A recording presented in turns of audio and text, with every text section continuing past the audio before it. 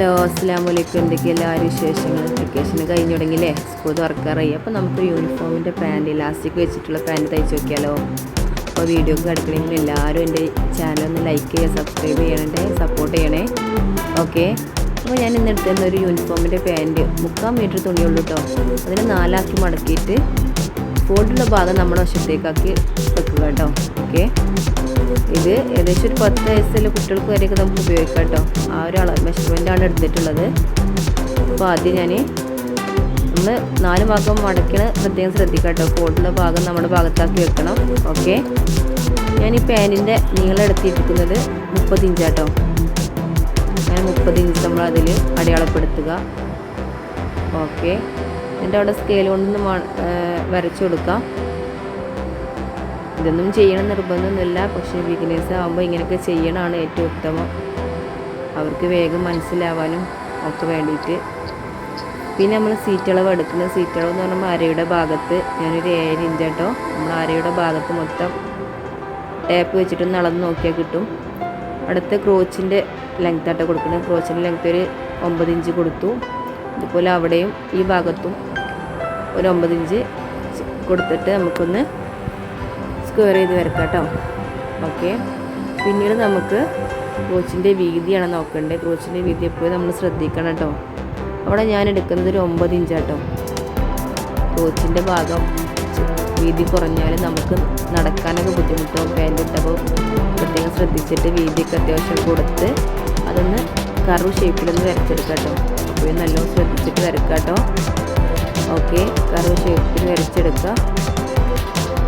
അത് കഴിഞ്ഞ് പാൻറ്റിൻ്റെ അടിഭാഗത്ത് നീളം വണ്ണം നോക്കട്ടെ. കാലിൻ്റെ വണ്ണം എടുത്തിട്ട് ഞാൻ 7 ഇഞ്ച് എടുത്തിട്ടുണ്ട്. അങ്ങനെ അത് ജോയിൻ ചെയ്തെടുക്കാം കേട്ടോ. ഒരു 1/2 ഇഞ്ച് അങ്ങോട്ട് അടിയിലേക്ക് വരച്ചിട്ടുണ്ട് കേട്ടോ. അത് ക്രോച്ചിൻ്റെ അവിടെ വലിവ് വരാതിരിക്കാൻ വേണ്ടി ചെയ്തതാണ്. ഓക്കെ, എന്നിട്ടത് ജോയിൻ ചെയ്തെടുക്കുക, കട്ട് ചെയ്യാം. ഇത്രയുള്ളൂ പാൻറ്റിൻ്റെ കട്ടിങ് കേട്ടോ. ഓക്കെ, കുഞ്ഞ് കട്ട് ചെയ്ത് കൊടുക്കാം കേട്ടോ. അങ്ങനെ കട്ടിങ് കഴിഞ്ഞു. നമുക്ക് ബാൻഡ് കൂടി കട്ട് ചെയ്യാണ്ട് കേട്ടോ. ഓക്കെ, ബാൻഡിന് ഞാൻ എടുക്കുന്നത് 33 ഇഞ്ചിലുള്ള നീളമുള്ള തുണി ഇട്ടത് 4 ഭാഗമാക്കിയിട്ടാണ്. വീതി എടുത്തത് 4 ഇഞ്ച് കേട്ടോ. 4 ഇഞ്ചൊന്നും വേണ്ട, ഒരു അലാസ്റ്റിക് വെക്കാൻ നമുക്ക് 2.5-3 ഇഞ്ച് മതി. പക്ഷേ ബിഗിനേഴ്സിന് ഒരു ഉപകാരം ആയിക്കോട്ടെ വിചാരിച്ചിട്ടാണ് 4 ഇഞ്ച് എടുത്തിട്ടുള്ളത് കേട്ടോ. നമ്മൾ എങ്ങനെ മടക്കി തയ്ച്ചാലും ഉള്ളിലോട്ട് പോവാതിരിക്കാൻ വേണ്ടിയാണ്. അപ്പോൾ ഇതാകുമ്പോൾ നമുക്ക് ലാവിഷായിട്ട് തയ്ച്ചെടുക്കാം. ഓക്കെ, അങ്ങനെ നമ്മൾ ഇത് കഴിഞ്ഞിട്ടോ. സ്റ്റിച്ചിങ് ആദ്യം നമുക്ക് ക്രോച്ചിൻ്റെ ഭാഗം ഒരു ഭാഗം ജോയിൻ ചെയ്ത് കൊടുത്തു. അടുത്ത ബാൻഡ് നമുക്ക് യോജിപ്പിച്ച് കൊടുത്തു. ഇനി നമുക്ക് ആ ബാൻഡ് അവിടെ പാൻറ്റിൽ സ്റ്റിച്ച് ചെയ്ത് കൊടുക്കാം കേട്ടോ. ഓക്കെ, അങ്ങനെ ബാൻഡ് സ്റ്റിച്ച് ചെയ്യുക, വലിച്ചു പിടിക്കാതെ പതുക്കെ ഇങ്ങനെ സ്റ്റിച്ച് ചെയ്ത് പോകട്ടോ. എക്സ്ട്രാ ഉണ്ടാവും, എക്സ്ട്രാ അവിടെ നീളം ഞാൻ എടുത്തിട്ടുണ്ട്. ബാക്കി വരുന്നത് നമുക്കത് കട്ട് ചെയ്ത് കളയാം കേട്ടോ. ബിഗിനേഴ്സിനൊക്കെ പ്രത്യേകിച്ച് ചിലപ്പോൾ തയ്ക്കുമ്പോൾ കുറവായി നമുക്ക് ബുദ്ധിമുട്ടാവും. പിന്നെ മറ്റേ ഭാഗത്തെ ക്രോച്ച് കൂടി യോജിപ്പിച്ച് കൊടുക്കാം കേട്ടോ.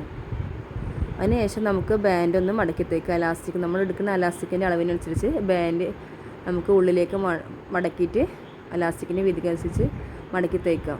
ലാസ്റ്റിലൊരു ഭാഗത്ത് നമ്മൾ കുറച്ച് ഗ്യാപ്പ് ഇടണം കേട്ടോ, ഫുള്ള് തയ്ക്കാൻ പാടില്ല. അതിനുശേഷം നമുക്ക് പാൻറ്റിൻ്റെ അടിഭാഗം ഒന്ന് മടക്കി തയ്ക്കാം കേട്ടോ. 2 ഭാഗത്തും മടക്കി തയ്ച്ചിട്ട് നമുക്കത് ജോയിൻ ചെയ്തെടുക്കാം. അങ്ങനെ 2 ഭാഗം ഒരുപോലെ പിടിച്ചിട്ട് നമുക്ക് ജോയിൻ ചെയ്യാം കേട്ടോ. ഓക്കെ, അത് കഴിഞ്ഞ് നമുക്ക് അലാസ്റ്റിക്കിൻ്റെ അളവ് എടുക്കട്ടെ. അലാസ്റ്റിക് നമുക്ക് ഇഷ്ടത്തിനനുസരിച്ച് ഞാൻ എടുക്കുന്നത് 24 ഇഞ്ച് കേട്ടോ. ഓക്കെ, 24 ഇഞ്ച് അലാസ്റ്റിക് എടുത്തിട്ട് കട്ട് ചെയ്യുക.